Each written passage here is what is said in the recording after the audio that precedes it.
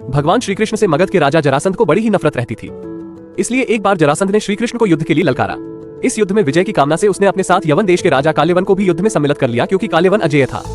उसने भगवान शंकर को प्रसन्न कर वरदान प्राप्त किया था, जिसके अनुसार ना तो कोई चंद्रवंशी और ना ही सूर्यवंशी उसे मार सकता है, ना ही कोई अस्त्र मार सकता है और ना ही कोई अपने बल से उसे परास्त कर सकता है। भगवान शंकर के इस वरदान की वजह से ही काल्यवन खुद को अजेय समझता था। इसलिए जरासंध के कहने पर काल्यवन ने मथुरा पर आक्रमण कर दिया। सर्वज्ञाता भगवान कृष्ण को इस बात का पहले से ही पता था कि काल्यवन को परास्त नहीं किया जा सकता। इसलिए उन्होंने लीला रची और युद्ध भूमि से भाग गए, जिसकी वजह से ही उनका नाम रणछोड़ पड़ा। युद्ध भूमि से भागकर श्री कृष्ण एक अंधेरी गुफा में पहुंचे, जहां पर पहले से ही इक्ष्वाकु वंश के राजा मंधाता के पुत्र और दक्षिण कोसल के राजा मुचकोद गहरी निद्रा में सो रहे थे।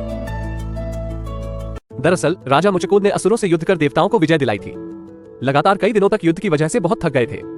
इसलिए देवराज इंद्र ने उनसे सोने का आग्रह किया और वरदान दिया कि जो कोई भी आपको निद्रा से जगाएगा वो जलकर भस्म हो जाएगा।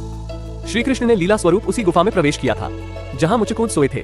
भगवान का पीछा करते हुए जब काल्यवन उस गुफा में पहुंचा तो श्री कृष्ण ने उसे भ्रमित करने के लिए अपना पीतांबर राजा मुचकोद के ऊपर डाल दिया। अंधेरी गुफा में काल्यवन को लगा कि श्री कृष्ण गुफा में छिपकर सो रहे हैं, इसलिए उसने राजा मुचकोद को श्री कृष्ण समझकर जगा दिया। राजा मुचकोद के जगते ही काल्यवन भस्म हो गया। भगवान श्री कृष्ण ने पूरे जीवन काल में तमाम लीलाएं की और लोगों का उद्धार किया। ये लीला भी इसी में से एक है, जिसके बाद उनका नाम रणछोड़ पड़ा। महाभारत में अर्जुन को श्रीमद् भागवत का उपदेश देते समय भगवान श्री कृष्ण ने कहा है कि संसार में जो कुछ भी घटित होता है उसमें मेरी ही इच्छा शामिल होती है।